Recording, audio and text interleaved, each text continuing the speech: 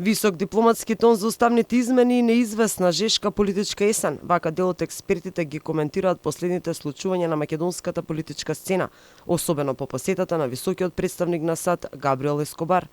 Соединетите држави се умешни дипломати, па со оглед на нивната пракса досега, изјавата на Ескобар е онаква каква што се очекува од еден представник на светската дипломатија, вели политичкиот аналитичар Благој Чатанасовски. Тој не е човек кој може директно да даде поддршка на влада или да се спротистави на став на опозиција. Секогаш американците како дипломати даваат изјава во дипломатска реторика што е одлика на дипломатскиот речник и е нормално и тој секогаш ќе каже воопштени фрази и ставови со кои сака да каже и да го истакне стратешкото партнерство на САД и на Македонија како држави. Македонија е членка на НАТО и во таа насока отиде и неговата изјава дека тој е дојден тука да даде поддршка на европските интеграции на Македонија,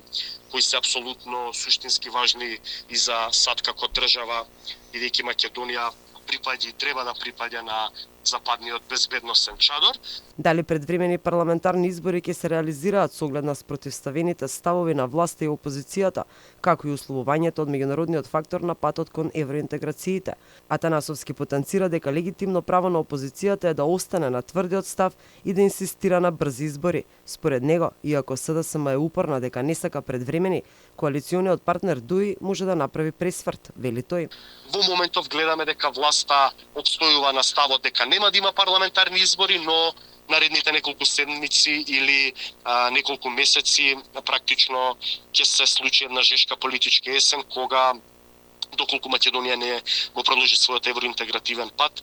власта ќе се најде на една чистина и ќе видиме какви ќе бидат односите во самата коалицијска влада меѓу СДСМ и ДУИ и дали ДУИ нема да биде таа партија која ќе ги предизвика предвремените парламентарни избори. Со оглед на тензичниот политички период, се понеизвестни стануваат редовните избори кои според временската рамка треба да се одржат на пролет. Во меѓувреме, политичката и општествената сцена во Македонија од ден на ден се повеќе се заплеткува, ветени, но не исполнети преговори со ЕУ, сумнителни тендерски набавки вредни вртоглави милионски суми, коруптивни скандали речиси во секоја пора на општеството, протести на пензионерите кои се борат за минимум покачување на пензиите наспроти покачените функционерски плати дури за 78%. Народот не е само незадоволен од власта, туку анкетите говорат дека над 80% од граѓаните не сакаат под овие услови Македонија да го започне преговарачкиот процес со Европската унија. Сепак, власт упорно бега од предвремени избори и инсистира да ја убеди опозицијата да гласа за вметнувањето на бугарите во уставот, како најреално сценарио кое може да го очекува Македонија во наредните месеци со оглед на последните случувања околу уставните измени е што поскоро распуштање на парламентот и распишување на предвремени избори.